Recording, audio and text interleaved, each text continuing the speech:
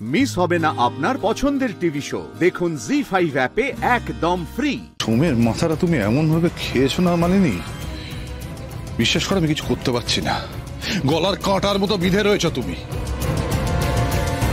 তো চিন্তা করো না তিতির, ইয়েস মাইন্ডেড, তিতির একদিন সন্না দিয়ে ওই গলার কাঁটাটা তুলে বার করবে। সেদিন তোমার যে কি অবস্থা হবে সেটা তুমি ভাবতেও পারবে না মানিনি। ততদিন এই বাড়ির বেডরুমটা ভোগ করে নাও। সুজয়, সুজয় আমার সুজয়, সুজয়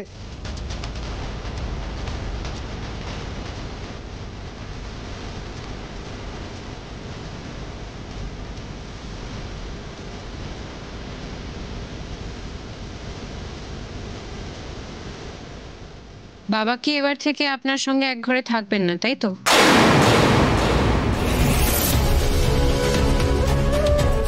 সোমকে হাত করে নিয়েছো বলে নিজেকে খুব স্মার্ট ভেবে নিয়েছো না? তোমার মতন মেয়েরা সোমের মতন ভালো ছেলেদের কি করে হাত করে সেটা আমার খুব ভালো করে জানা আছে।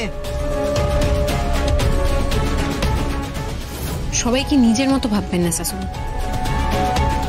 আপনি কিছুদিন আগে আমার শিক্ষিকা হয়ে আমার কয়েকটা ভুল ধরিয়ে দিয়েছিলেন, মনে আছে আপনার? তুমি আমার সঙ্গে লড়াই করার যোগ্যই নও। চিরকাল ছেলে মানুষ আর বোকা রয়ে গেলে। প্রতিপক্ষের সঙ্গে লড়তে গেলে না তিনটে জিনিস খুব দরকার: বিচক্ষণতা, যোগ্যতা, দূরদর্শিতা। তারপর থেকে আমি শুধু জিতেছি আর জিতেছি। আমি আজকে আপনাকে কয়েকটা টিপস দিই, একটু মন দিয়ে শুনুন। ধমক ধামক, ঠমক ঠামক কোনো কিছু দিয়েই না একজন আসল মানুষকে খুব বেশি দিন ধরে রাখা যায় না। ধরে রাখতে গেলে তার বন্ধু হয়ে উঠতে হয়, তাকে বোঝার চেষ্টা করতে হয়।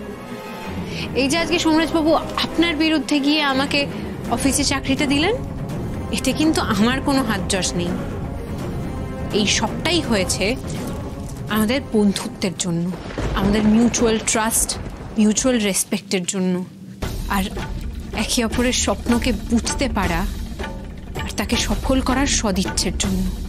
ব্যাস।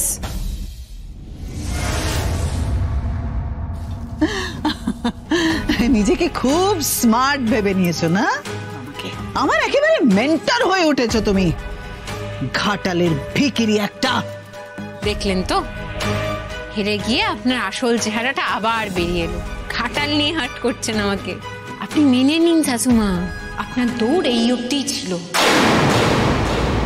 বদমাইশের ক্ষেত্রে আপনি আমার মেন্টর হতেই পারেন, কিন্তু রিলেশনশিপ কিভাবে মেনটেন করতে হয় সেটার ট্রেনিং কিন্তু আপনাকে আমার থেকেই নিতে হবে।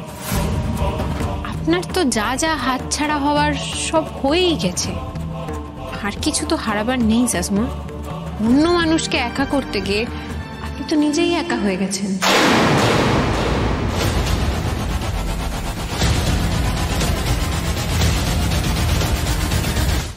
জি5 ডাউনলোড করুন আর সব এপিসোড দেখুন একদম ফ্রি।